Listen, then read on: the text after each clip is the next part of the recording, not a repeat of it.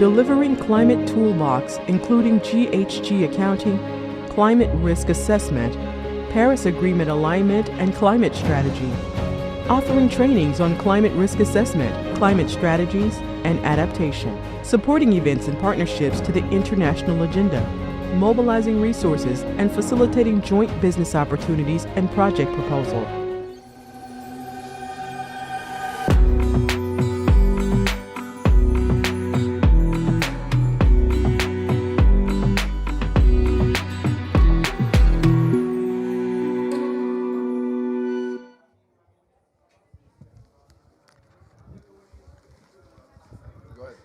Hi, it's very nice to be here talking to you. We are talking about financing forest conservation and sustainable development in the Pan-Amazon region. And I'm Fernanda Garavini. I'm now the head of the Amazon Fund in BNDES, the Brazilian National Development Bank. And I'm really happy to be here with Martin and with Garo that I'll present and will present themselves in a few minutes. And especially for me, it's very good to be talking now that the Amazon Fund has just restarted its operations. We were still operating with our former projects, but for 4 years we could not have new projects because we no longer had governance. And so now we are still already operating with our governments. And I'll just take a few step backs. I don't know if all of you know the Amazon Fund, what it is. And so the Amazon Fund is a RED Plus instrument.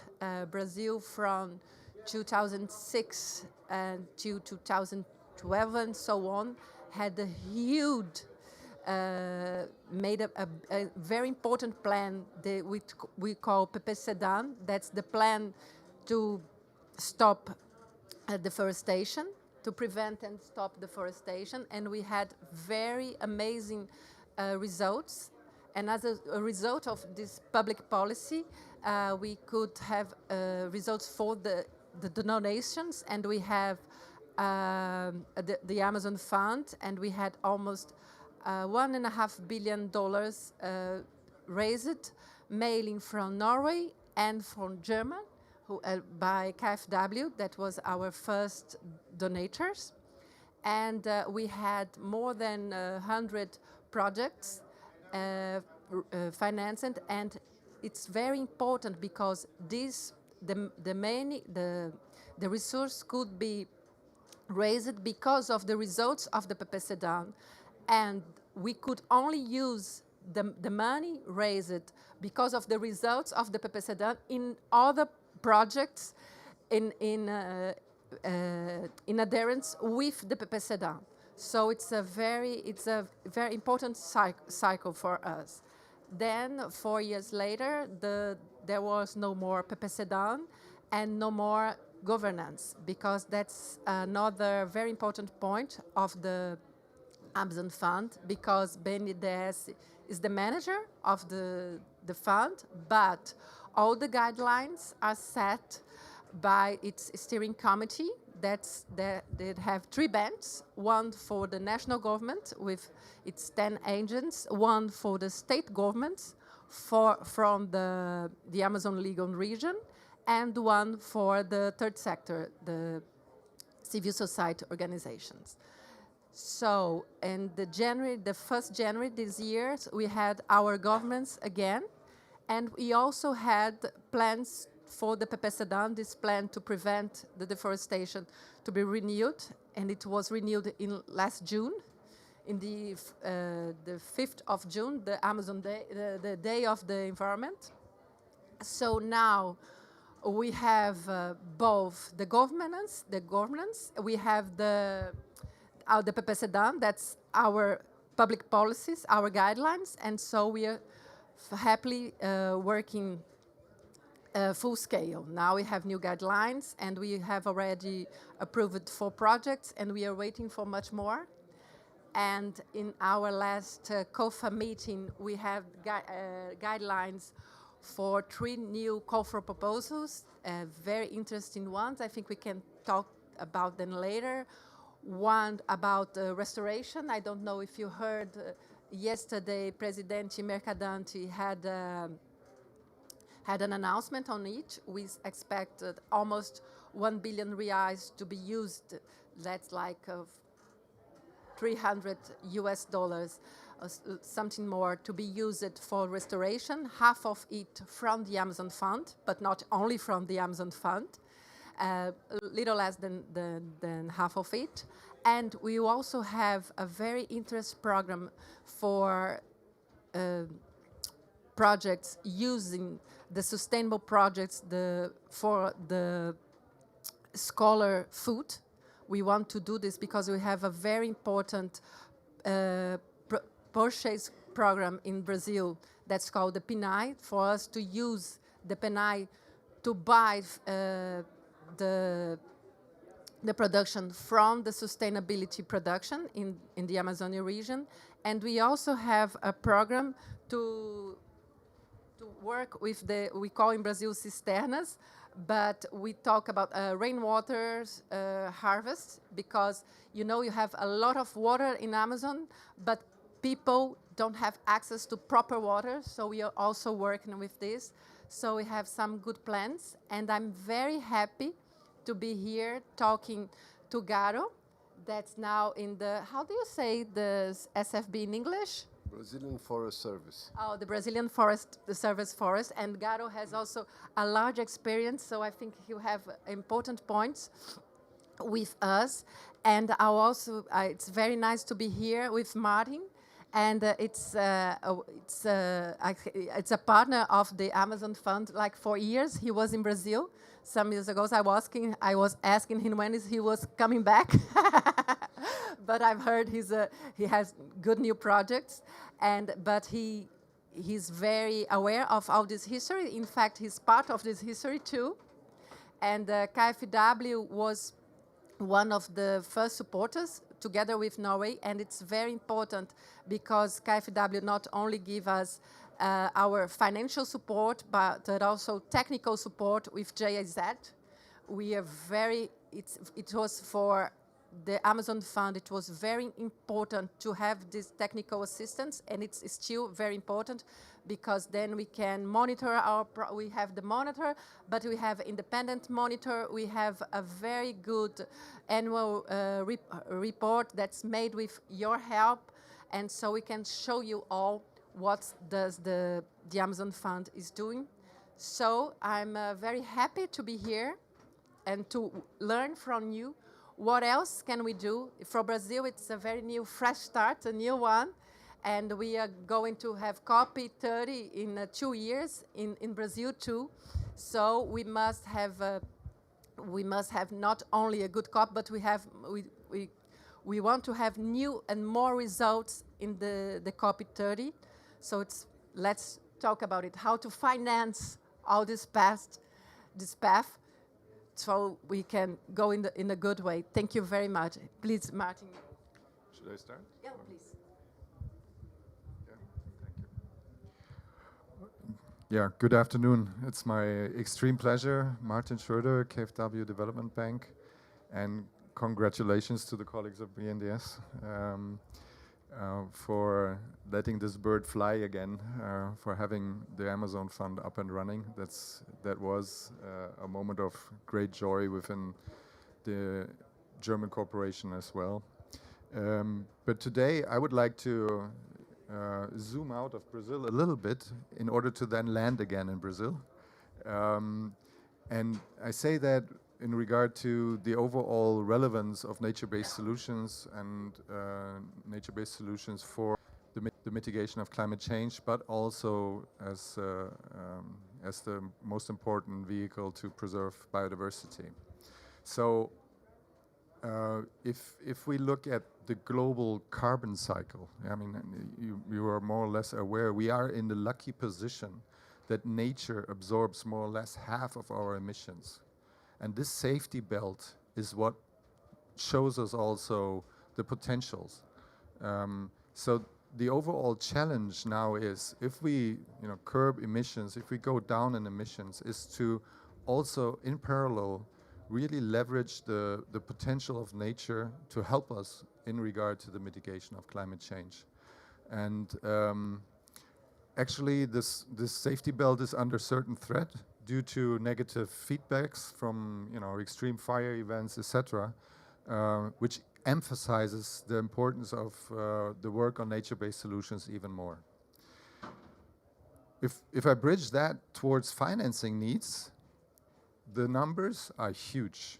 I mean, there was just 2 days ago, Barbara Buchner here of CPI reported we have surpassed the $1 trillion USD in annual climate finance. That's good news. She, in the same moment, also underlined that we are running short on climate finance. And we are also running short on finance for nature-based solutions. The UNEP Finance for Nature reports indicates that the current 150B annually would need to about triple till 2030 in order to allow us to be on a 1.5 degrees path using nature and also preserving biodiversity.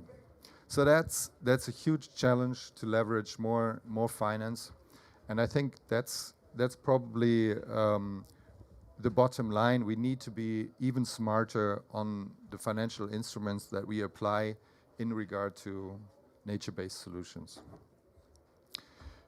I think if you look at the science side, there's huge potentials around the globe in fostering nature-based solutions, also still in reforestation and restoration. And that also applies to Brazil. I mean, there is the NDC of some 12 million hectares that wants to be restored. That's ambitious. That's just the size of Germany. Correct that. That's the size of the German forest.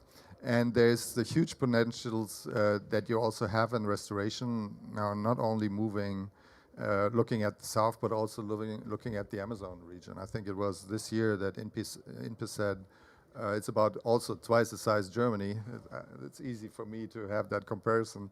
That is available for restoration, which is more or less the 20% of the Amazon that has been lost over the last decades.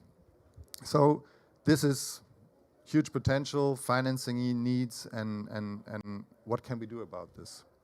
And that allows me, after some first general numbers on what's KfW doing on NBS globally, land back in Brazil with my words. So on an international scale, we are very happy to be an important provider of climate finance for biodiversity protection and nature-based solutions. The current portfolio is some 3.5 billion euros in open portfolio, more than 300 projects. It's annually coming about 50 new projects, and 22 it was $500 million and a little bit more on new projects added. So that's continuous work, and we want to be, and we believe at least, rather effective on this work as our fair share on behalf of the German government to contribute to biodiversity preservation and nature-based solutions. In Brazil, the current portfolio and the Amazon Fund is one key element. The overall portfolio is somewhere between 400 and 500 million euros, and so happy that the Amazon Fund is back in the family of the German corporation there. And beyond the Amazon Fund, a lot of you will know there's the Red Early Mover Program. It's the same spirit. It's results-based, honoring what has been achieved and what is being achieved on the policy side with a results-based payment. And then this tickling down in a set of project and measures. On the REM side, we always said, okay, we need to have a little bit of a closer look and accompany the actual implementations as well. And in the same side, there's a new initiative started some 2 years back with concept work Funde Floresta in the Amazon region, same idea, moving towards results-based work. But I don't want to bore you too much with our portfolio. The challenges are on the side of financing and effectiveness in the implementation of these projects. And therefore, I always look at the content side, and the content side is preservation and restoration, very simple.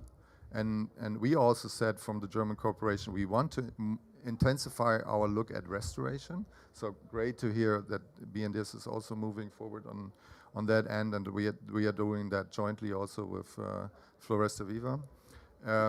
But on the other hand, in the existing forests, and that's at heart of the Brazilian Forest Service, we have a lot to do still as well. And therefore, I would like to emphasize the importance of protected area management. I always say converting paper parks into real implementation and making implementation on the ground effective on all levels. And emphasizing the importance of good concessions. You know, the point is, when it comes to financing, how do you really get the private sector involved? And forest concessions, in our belief, are important in that regard, because on the long run, it will be only about preservation and protected areas and good management. So getting private sector into forest management in a good way, in a good controlled way, will be important. And I remember the numbers of more than 10 million hectares in concessions being planned by the Brazilian side. On the restoration, I think there's much potential which is still not mobilized in Brazil. And you have a very impressive forestry sector in the south, a very commercial approach, and there's impressive growth rates, but that growth is in the south. So what to do in order to move that development that has been seen in the past also to other regions in Brazil? And this is not a new story, but I think we need to visit this issue again and to really think which financial instruments can be used by the developing corporation, by the development banks, by private sector to foster that potentials in restorations. And Floresta Viva might be one element, working through also to a certain extent through carbon markets, but the entire arsenal of instruments that the development corporation has is available. So it can be grant-based, it can be subsidized concessional loans, it can be guarantee structures. BNDES, you have impressive work on that end in for example, energy efficiency guarantee structures. Why not think about these sort of approaches, and I know you're doing that, in order to also make this next step towards restoration. So in a nutshell, not taking more time, I would like to emphasize this aspect of getting private sector on board for well-managed concessions and also for restorations through greenish plantations. And I think that would be great to allow Brazil even more to leverage on its superpower, which it is in the environmental sphere. Many thanks for the moment. Martin, thank you very much. I would just like to comment about the restoration arc that we launched yesterday. That was made, I talked a lot about PPCDA, but it's not the only public policy that we deal with. We work a lot with SFB to work on the arc of restoration and the Planavec. That's the public policy for restoration and so on. And so it's very important to be here with Garo, who worked together with us. BNDES does nothing by itself. That's very good. I think it's for us, it's about the connection. We were talking before about the cisternas that we make together, or the rainwater. We do it together with other ministers, and the restoration also, but not only with ministers. I'm seeing here from BIA that we also work together, the states. And I'm happy to be here with Garo that can tell more about it. And also because I was planning to ask you, Garo, about the concessions. So I'm very happy Martin brought this issue here. So I'd like to ask you about the concessions or restoration and so on more, and what else the Brazilian Forest Service is intending in this agenda. Thank you very much. Thank you, Martin. Thank you, Luciana. Thank you for coming. Good morning, good evening. I don't know who is watching us streaming, so you have to say good morning, good afternoon, good evening. I want to focus on 2 points in 2 sectors, let's say, or the same sector, but 2 programs. We're talking about RED, financing on RED. I'm not talking about protected areas. I'm not talking about controlling deforestation. That's somebody else's job. Very important indeed, but that's not the job of the Forest Service. So our job here is to ensure that forests have value, because that's part of RED. If your standing forest has value and you manage the forest, you do not deforest. It sounds silly, but that's it is. Forest management in the tropical countries is not deforestation. We only cut 4 trees per hectare every 30 years in the same hectare. So forest management, and this is the very important concept, is not deforestation. In Europe, in US, in temperate areas, clear cutting is part of the forest management. And there is nothing wrong with it, because that's the best system to work when you have pines, Douglas fir, etc. That is not the system in tropical countries. So by doing sustainable forest management, you're cutting 4 trees per hectare. We're taking a lot of precautions. I can guarantee you go back there 10 years after it's cut, you don't even understand that the forest was cut. You go to a hectare, cut 4 trees, and you let the forest stay for 30 years until you come back and you cut again the smaller trees, which now, after 30 years, grow. So it's very important to understand it's part of RED, because now you're financing, you're supporting the forest to stand. From the point of view of forests, you are reducing deforestation. Now, come to numbers. The estimate that the Brazilian Geographic Agency has, IBGE, is that 12 million cubic meters of roundwood comes out of the Amazon every year. 12 million cubic meters of roundwood. Most of it is consumed in Brazil. So this is not a specialty boutique thing that somebody is using and it's easy, let's cut down. It's part of our business. We need to use the timber, and there is nothing wrong with it. So the key here is how can we make 12 million cubic meters of roundwood coming from sustainable management, so it's not from deforestation. We need 20 million hectares. It's a bit different numbers, but let's round it up. We need 20 million hectares. If we put 20 million hectares under forest management, sustainable forest management, certified, etc., we would supply the current market. We would not need to cut 1 single hectare for the purposes of trees. Okay? So that should be the goal, to how to increase the supply of timber in the market. For that, forest concessions work on public land. Brazil has national forests. Parts of the national forest can be managed. We do, when the protected area, the Park Service of Brazil, ICMBio, takes a national forest as this piece of it, a subset of the forest, you can go and do forest management. We do all the technical side. We do the social consultation. Then we're getting this data, handing to BNDES. BNDES does the econometric analysis. Then we put out for bidding. Companies bid. Companies win the concession. They pay us a fee. They pay fees to state, which is, I think, also important to understand. We pay a fee for the municipality where the business is. And I can tell you that creates jobs. We have one that I visited that is the largest employer of the county, of the municipality, also the largest tax-paying ICMS in the municipality. So it's good for business in the local places. because those places are not large. I need to do it, and that's a sustainable forest. So what we need for financing, well, we need our work to get done. We need to monitor, and we do. We track to do restability, but they need credit to do this. Sometimes when they do the bidding, they don't have the money for the guarantees, for the collateral, etc. That's a problem.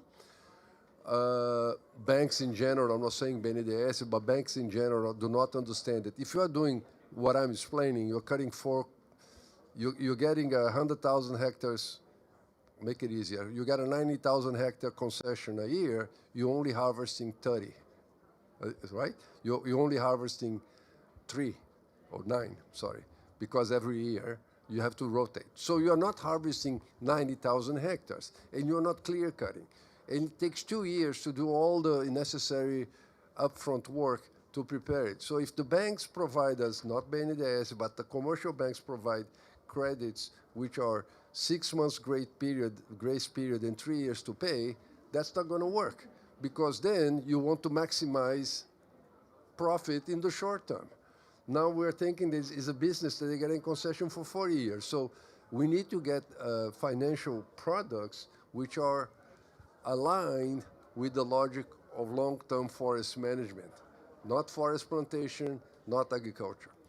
The other thing that I think is important to mention in Brazil, and that's not different, I can tell you that when I started this business, and I'm not going to say when was this, but it was last century, let's put it this way, right? The sawmills were old. Now they're ancient. It's the same sawmill that it was built in 60s, 50s. So right now, and I'm giving you an astonishing number, 52% of the log, a roundwood log that gets into the sawmill, does not become useful timber, becomes waste. 52%. This looks like baseball. When you only, you have lower number getting success than other one. You only have 48% generating timber, and 52% is waste. So we need a line of credits that also support not anybody, but those that are doing sustainable forest management. They should have a line of credit like we have for agriculture, that every 3 years you have a line of credit to modernize the agriculture because you have new combines, new tractors, etc. We don't have a line of credit for modernizing the processing industry, because that would also, if we decrease the waste by 4%, you also decrease the need for logs, right? It's just, but we don't have that credit. And I want to I should have made that remark. Right now in Brazil, we should differentiate logger from a forest entrepreneur. The logger is the guy that goes there, clear cut, walks away. That's a logger. But not everybody is a logger. The guy is in the timber industry. He's getting a concession for 40 years. You shouldn't call it a logger. It's the same thing in Portuguese when we call garimpeiro and the mining guys. Garimpeiro is a gold digger, but he has no, we differentiate the gold digger from the mining company. So why we don't differentiate the logger that robs trees, cut down, does deforestation from the other guys? Now we have enough volume in the private sector and our concessions. Just to give you an idea, we have 1.3 million hectares in concession. We have 22 contracts.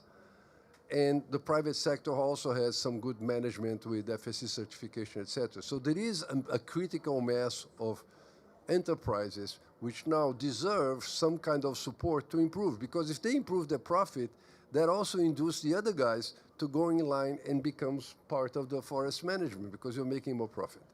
Right now they are competing with the same industry. It doesn't make sense. So that will be for the forest sector's financial side that we know. I'll give you an example which is not ours, but just to give you an example, that's not Forest Service, a private sector. They generate so much waste that they bought the power plant of a city, a small city in the Amazon. That power plant was burning oil to generate energy, 50% of the energy of a city. They replaced that. They retrofit the power plant to start burning the waste from the timber, from their 200,000 hectare management. And right now, they are providing energy to the city and getting carbon credit because now is FSC certified. They are using the waste of the timber to do that. So there are ways we can do. We can have, everybody has waste because at 52, we don't have, it's a bit odd that these guys are in the middle of nowhere running their sawmills in oil instead of, making a bio plant to run their, even for themselves, right? That would have decreased emission, that would be more efficient, that would decrease their cost, and right now they have a problem also because they have this pile of dirt that once in a while they have to get rid of it. So I'm just giving you examples of things that can require investment, which are not necessarily only on the management side, but on the processing, on the production side, so that they can become more profitable. Because if these guys become more profitable, other people would like to do the same business, and we create a virtual cycle where more people getting it and not getting into illegal deforestation. Of course, this only works because Brazil right now is addressing illegal deforestation, because if illegal deforestation was rampant, you cannot never compete with timber coming from that source. So that's part of it. Our job is not only the concessions. We like to work with the states to do forest concessions, and the states concessions, we offer them we do the same thing and work with BNDES. It'll give us the right to help you. That will bring another 5. So and then the private sector does their own, and we have to see how we can help the private sector. That will bring to the 20, or et cetera. Now it comes to restoration. Restoration is also an issue of red. And restoration, I think we have to make it clear here. We're talking forest restoration. There are 3 types of forest restoration. And sorry if I'm sounding didactic, but we have to understand. There is a piece of it which is the area is not that much degraded and is near a forest or a source of, seeds, etc. That place, you can fence it out, prevent fire to get in, nature will follow its course, natural succession will take place. We don't have to do much else than fencing it out. Okay? That's one. The second one is what we call ecological restoration. Is you take a national park would be the easiest way to explain, or the one that Rosa and I, we know, the Golden Lion Tamarind Reserve in Rio. Okay, you need to build habitat for the half of the reserve is degraded. There is no place for the monkeys to eat. So you're going to plant again, but you're going to plant a habitat that resembles their habitat. You have to plant something that resembles their habitat. Your objective is ecological in purpose. And there is a third one, which is restoring, what we call productive restoring. You plant a mix of species, of native species of the region, but they have some economic value. Let's say in the Amazon, you can plant cacao, açaí, andiroba, Brazil nut, kind of ipe, which is tabebuia, kumaru, species which are wood. So you make a mix, people start making money out of it. So some places you have to do ecological restoration, some places you can do productive restoration, some places you just have to fence it out. So they require different type of monitoring, they require different type of financing. This is why I'm making this difference, because you make money differently. Then you have to look at land use. So we do have an astonishing number, in my point of view, 1.2 million hectares of degraded forests inside the protected areas of Brazil. Federal alone, 1.2 million hectares of degraded forests inside the protected areas of Brazil. That's history. We want to change history. So on the protected areas, so how are we going to address this? On the protected areas, which are not for collective use, like extractive reserves and RDSs, Sustainable Development Reserve, we are taking a page of the concession model. We are taking a page of the concession model because we know how to do this with BNDES. We are saying this place we're going to do the study, requires restoration. We do the basic studies. BNDES does the modeling. Whoever wins the bid, we'll plant the tree, we do the restoration, and get the money. In this case, the money will come from carbon credits, especially if the market, once the law is approved. And in some places, you can also plant it for use, because if you're planting with a national forest, eventually you can harvest or use you have economic harvest. You can do productive restoring. In national parks, like the Golden Lion Tamar area, you have to, it's different, you have to do it just on carbon. So the idea is to have a system where the concessionaire makes money, not us. But we create a system, enable them to do that. That will be on that kind of concession. Where starts having some of the problems. Distractive reserves and sustainable development reserves are public land, but they are under the right of the community. We cannot do a concession there. Let's take the emblematic, very emblematic Chico Mendes Reserve. 70,000 hectares deforested, 70. The community needs to use this area. So how can we, what the Forest Service does, or is doing, is providing technical assistance, etc. We say fomento in Portuguese, all the support. But they need the money. They need the money to plant it. So we will need some kind of what Martin was saying, he didn't use the word, but so it's a sort of a blended finance. You start with some loans and the grants in the beginning, maybe since they're going to make money at the end, you may have a loan, a concessional loan at the end, but you got to have a different line of credit for these people, which they do not have collateral. What they're going to give it a guarantee? They cannot go to a bank and get a large credit because they don't have it. So we need to have a different package for these people. We know what they need to do, but we have to find the resources for them to do it, because this is not going to be a company, a concessionaire that has the money up front to make the investment.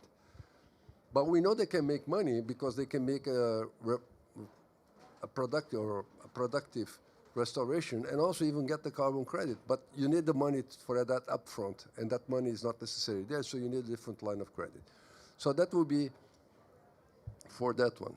Now, we do have a deficit, the third part of it, we do have a deficit which is also in our area, which right now, when we do the numbers again, will be different, but we think that is about 20 million in Brazilian law, farms have to have a certain amount of land set aside. We call it legal reserve or areas of permanent protection. Initial estimate says that there is a 20 million hectare deficit. So they have no choice. They have to replant. I don't think we need to, it's not the government's job to finance the guy that did something wrong. But they need to get some kind of credit, something, not from us, from regular markets. But then I come to the other side, what the Forest Service wants to do. With the help, actually, with the Germans and others. Restoration is an end of a process. When you talk forest concession, the trees are already there. Here, restoration is the end of the process. In order to have a restoration, somebody must have collected the seed. Somebody must have done the seedling. Somebody has to provide technical assistance. Somebody has to dig up the holes where you're planting the seedlings. You have an entire, what I call a production chain, all the way to restoration. So it's not up to, oh, I want to restore 1,000 hectares, but then there is no nursery. I don't know where to get the seeds. I'm soybean farmer or a rancher. I have no idea how to do that. And we don't have this. We have a lot of pilots done by communities, what we call redários, or a network of seed collectors. But this is not organized. It's not organized in an efficient way. It is not spread it. So the Forest Service, and I think it will be good to have credit for that, that will be concessional support, wants to develop those networks in the areas where there is more demand so that they become more professional. Who is going to get the jobs? Are the people in the rural area. This provides a lot of jobs. United Nations calculates that for every hectare you deforest, that you have to restore, you create 7 jobs. Because the communities will have to collect this. They are the ones that know where the trees are. They can collect the seeds, but they need to know how to collect, how to pack, how to ship, otherwise they get molded. They can do the seedlings if it's necessary, depending on the practice used. So they can do the planting, provide the seedlings, and sell the seedlings. There is this whole, they can even be the guys working in the field if needed. So you have this whole system that you can support if we make it more consistent. We can provide technical assistance, others can. We have a lot of examples in Brazil. But we have to be a bit more systematic with the programs that target creating this and making this more professional. You see, when we're talking an established industry, and people say, well, if you have, I heard people saying, if you have demand, the supply will come. That's true for an established industry. If you are talking about a car industry, and now all of a sudden we're going to sell more cars, I can imagine, the tire factory providing my cars or my tires, the windshield industry providing more windshields. But we are not talking about an existing industry as such. So we're going to create demand and we need to look at supply. Just to give you an idea of the problem we are facing, the Brazilian Economic Institute, IPEA, in 2015 said that the Brazil produces total, that includes eucalyptus, etc., 150,000 seedlings a year. If you plant 40, if you plant 1,000 seedlings per hectare, what we're doing? Almost nothing, right? So we need to do that. And we need to scale up the production chain if we want restorations to go, not only think about the land, but supplying these people. That will decrease the cost, which is another issue. Because right now, Instituto Escolhas calculated that on average, it costs 25,000 reais for 1 hectare. I've seen higher numbers, but this is on average. Mombach, who does not use planting seedlings, it just throws seeds in the out, which in the area called a practice called Muvuca, that's the local name, 16,000 hectares, $16,000 per hectare, 6,000 reais, sorry. So we're talking about between $3,000 and $5,000 per hectare. We need to cut down, we need first to decrease that cost, and we need to see how the financial goes. Otherwise, we can't, this is not going to work with grant money. We can't get 12 million hectares out of grant money at this rate. So we need to make this grant where is needed to start up and then make this economically viable in the long term. Carbon credits can help, sustainable, productive restoration can help. But that's the idea. The Forest Service is going to try to work, is working. We estimate that about half of it has to be planted, maybe half of it we can come from the restoration. But that also has a cost. Somebody has to buy the fence, somebody has to buy the poles, etc. That also has a cost. It can be done. We have good partners. I'm just explaining to you that some new tools are needed as well. And I know the BNDES and others and us, we're working, when we're very grateful for KfW support. We are trying to make this work. And it will work. Thank you. Great, Garo. I'd like just to make some remarks on what you all have talked here and also what we talked about yesterday.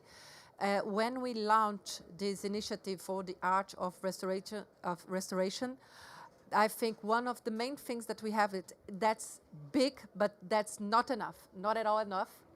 And even only Mercadante and even President Lula, they said, we must find more partners in this, and there are many kind of partners, because some kind of part of it is for the private section, because they make the concessions and made money on the concession, as you explained so well. I've made, it was a great model for us to understand it all. And we also have other funds from the donations. For example, you talk about the assistant, technical assistant. The Amazon Fund can assist on this, can use the money on it. So we must, as Martin talked, we have to deal with different financial tools, and we have to think of also about the externalities of it, the external factors that we must put in the price of it, how many young entrepreneurs that we are going to put in this value chain of restoration that are coming from the university. You have a lot of federal technician centers in the Amazon region, and they can make these assistance, and we have to put them together in this value chain. So we have to work with different models of the concessions, and BNDES, I'll talk about us, we have this expertise in deal with so many models, but not only BNDES, we can handle all of this. We have to put, we are in the ICFD house in the COP, so we must talk to all these banks. And we are talking here with KfW on how to deal with this.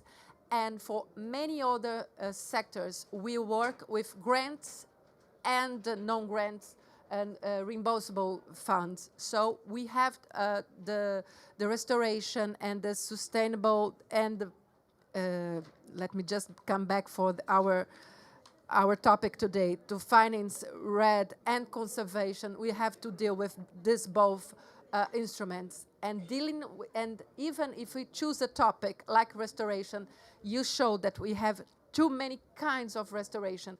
And I think what in some part what you told is that, as Martin said, we can bring some of the experience in the south of Brazil for this a special type of concessions that can be more productive with the time. But when you say that we cannot, we use less than half of it, it's a very non-productive process. And we have Embrapa in Brazil, so they can also work on making this, modernize this.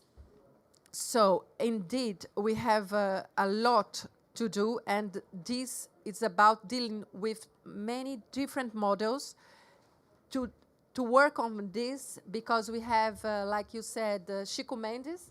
That's a very important one, and it's also have, how can I say, it's a very illustrative. We cannot lose the Chico Mendes reserve. And yes, it's emblematic. Thank you very much. It's emblematic. So we must do it, work both in Chico Mendes and also in other projects like that we have. We say to an entrepreneur, the private sector, that in other plants you can work in here, and we need all these arrangements. So I think we had a lot of work, and I would also bring back that these kinds, as you said, Muvuka, and so we deal with science and with traditional acknowledgement. So it's very interesting, and dealing with a scientific and both traditional acknowledgement. We also are dealing with nature-based solutions, because when we are talking how to deal with Chico Mendes and so many other protected areas and indigenous lands, because we must focus also on this. We cannot talk without mention the traditional enlargement and nature-based solutions. So I think we have a lot of challenges, and I would just ask to ask Martin and you, Garo, if you had comments. I would ask you to comment on Garo's speaking. Yeah, Garo, maybe just a short one. In general, I think, so there's plentiful of challenges, yes, and I think success will largely depend on simplicity. That's easy to say, yeah. There's the different levels of administration that need to be covered, the setup that we were talking about between conservation and restoration, etc. But just taking the example of restoration, with the following your division of different categories and hearing the costs, if you square that, there will be some indications, some low-hanging fruits where it makes more sense to start regionally and with which technological packages. And I'm a strong believer in getting started and perfectioning on the way. So if I think on this path of restoration, that would be my thought, if there is potentials to go that way and getting started, and the Germans are very good on perfect plannings. Don't go that way. Garo? No. Oh, you have yours. That's what we're starting. We're starting with a national forest where we already have concessions for timber management. So we're going to do there because we know how to do concessions in national forests, and we already have people there. I'm not going to start with the most complicated ones. We have to start with that one. The emblematic one is also important because it calls attention. But also for restoration in the private areas, and we're going to have support from the Germans.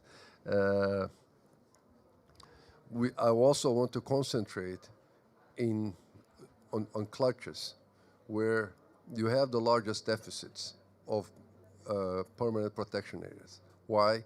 Because in the Cerrado. Because Cerrado is the cradle of the waters of entire Brazil.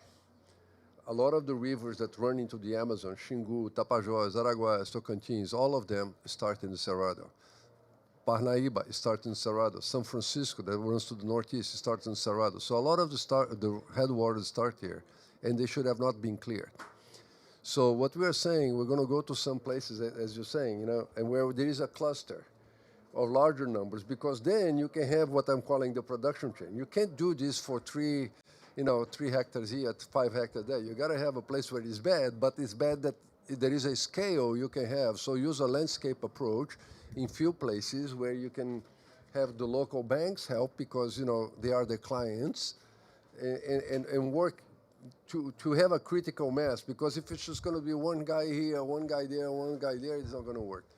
This is nature-based solution, because replanting headwaters, replanting springs, replanting margins of the river is a nature-based solution on decreasing erosion, decreasing siltation, controlling, regulating water flow to rivers, which are important. So it's also adaptation. It's not only climate change, it's the mitigation, but it's also adaptation. So there is a value, and I fully agree, we have to start somewhere, so we're starting the low-hanging fruits. That's the idea.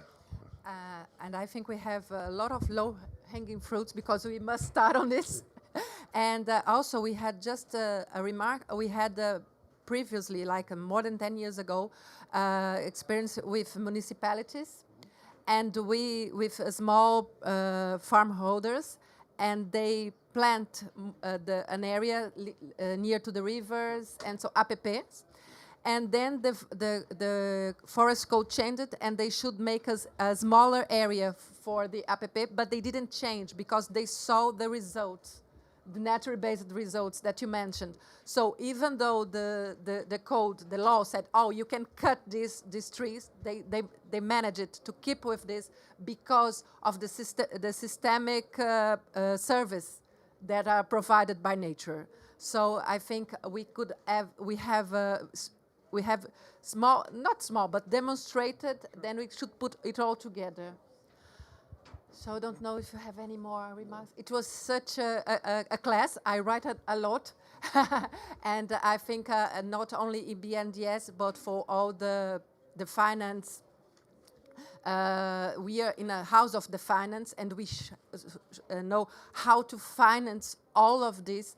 And I think we have a pathway, and we can go, even if we do something wrong, we must start, and we do so. I think we won't have we don't have so much time to make it wrong, so it's important for us to be discussing it here. Thank you very much.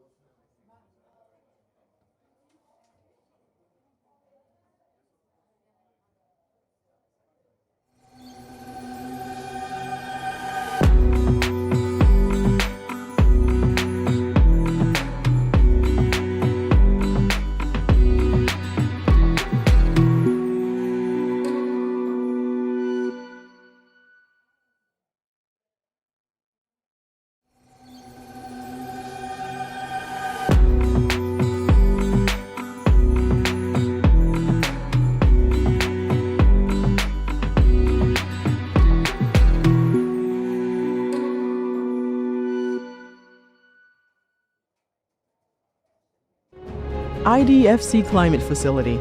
Let's work together to implement the Sustainable Development Goals towards 2030 and beyond. What is IDFC? The International Development Finance Club, created in 2011, is a network of 26 public development banks. Our mission? Speaking with a common voice, to leverage a greater impact in major international debates, and to contribute to the implementation of the SDGs, the Paris Climate Agreement, and the Kunming-Montreal Global Biodiversity Framework. Our goals? Knowledge sharing and capacity building among the IDFC institutions, enhanced collaboration between members and partners, and pursuing advocacy on the role of public development banks. How does it work? All year long, the club is working on contributing to the international agenda, coordinating working groups on SDGs, gender, climate, and biodiversity, releasing common strategic and operational publications, and reporting their annual commitment towards climate and biodiversity. IDFC. Let's work together to implement the Sustainable Development Goals towards 2030 and beyond.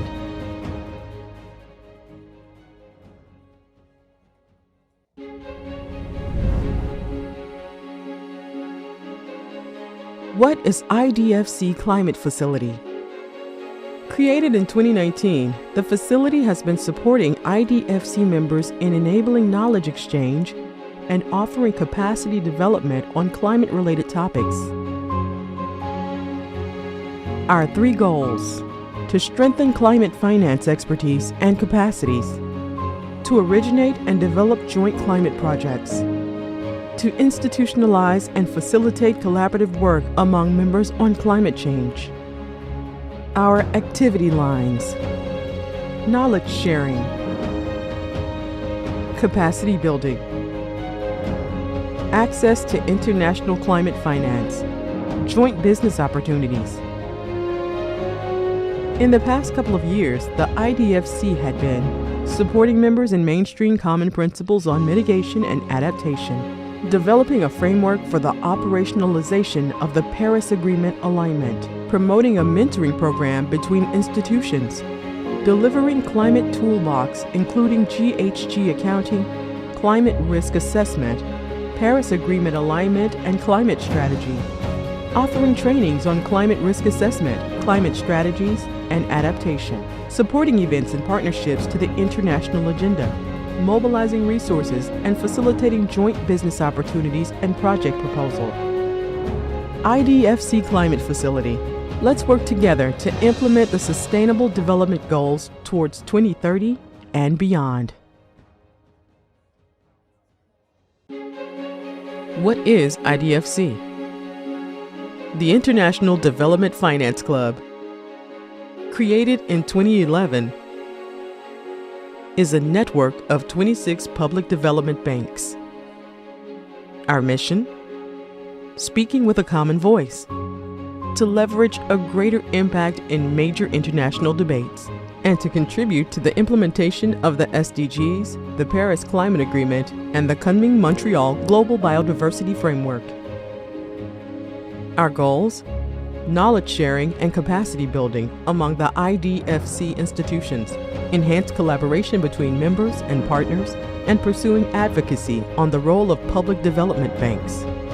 How does it work? All year long, the club is working on contributing to the international agenda, coordinating working groups on SDGs, gender, climate, and biodiversity, releasing common strategic and operational publications,